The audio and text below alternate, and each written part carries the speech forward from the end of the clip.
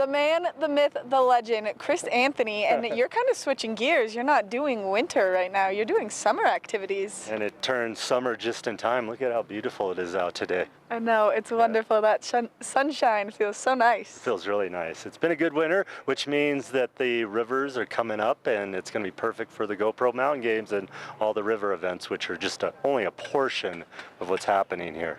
I know, and you've got a pretty official title this year. I am the GMC UMC Wrangler. So I've actually been doing this for the last couple of years. So part of the GoPro Mountain Games is the Ultimate Mountain Challenge, sponsored by GMC, and it's the overall athlete. And they've kind of every year changed the formula around a little bit. How do you choose the overall female and male athlete? And this year I think it's going to be really, really cool because it's going to only be 6 events. So the athletes that choose to be part of the UMC, they have to sign up and declare 6 events. They're part of the UMC. One of those events is required, and that is the Pepe's Face-Off that will take place Sunday afternoon. So that means that by Sunday morning, we're going to know who's in the standings, and then they got to all go face each other on Pepe's Face-Off.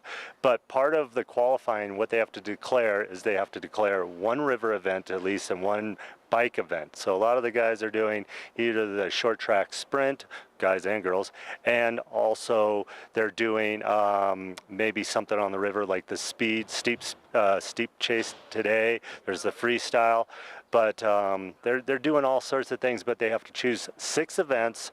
Only 6 events, but it's all going to come down to that Pepe's Face-Off. What's also really neat is that it's going to make a more diversified group of athletes, but it's brought back people like Josiah Mindahl, who's the world champion, Xterra champion, and he's here. Gretchen Reeves is coming back. She's won the Ultimate Challenge in the past, but she's mainly a mountain biker, but it's going to force her into other fields. And we also have Mike Closure, who's 59 years old, but one of the greatest endurance athletes of all time. But he's coming out of sort of the GoPro retirement to come back, and he could be a threat. So there is no age class. It's going to be a really neat thing, and my job is to keep track of who's in the standings, who's playing, and how the point system's all going to work out. So your job is really to manage the algorithm. Yep, and just keep track of the athletes. There's 24 athletes. We have 9 women competing and 14 guys.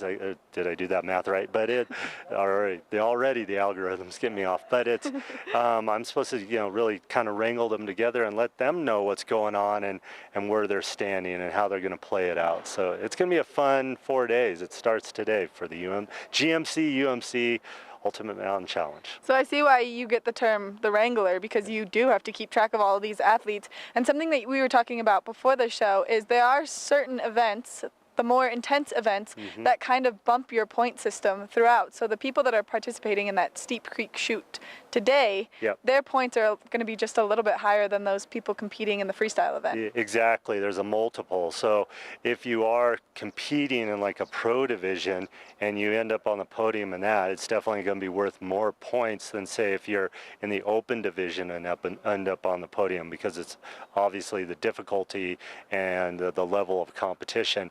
As well as like in the mountain biking, that's where it's going to play big. Are you going to be in the pro division or the expert open division? One, of course, is going to do more laps, and one's doing a little less laps, but the competition is a little bit off. So you have people like Gretchen Reeves, who was a professional mountain bike racer, but she's going to do like the expert open. So maybe her multiple comes down a little bit, but it gives her a greater chance to end up on the podium. So that's where you want to be, is on the podium, because this is going to be a really tight race for whoever is going to be the overall champion.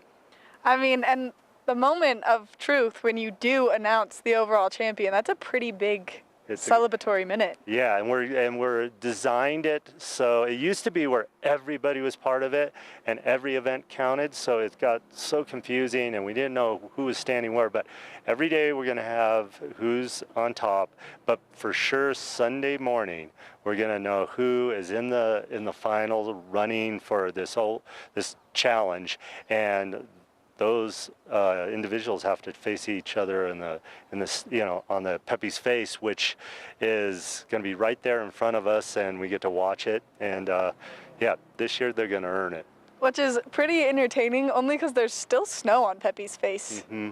Yeah, it's not going to be easy. Nothing's going to be easy this year at the GoPro Mountain Games. They've raised the standards all over.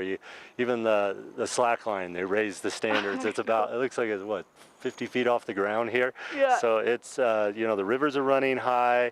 The mountain bike courses are. They're going to be interesting. The mud run is really going to be a mud run this year. They won't have to bring water in. It's there. So it's already there everything for 'em. is. This is going to be a great GoPro Games. Chris, thank you so much for coming out and meeting us this morning, soaking up some sunshine with me. Coming up next, we're going to take a look at that full weather forecast with Mark, so stay tuned.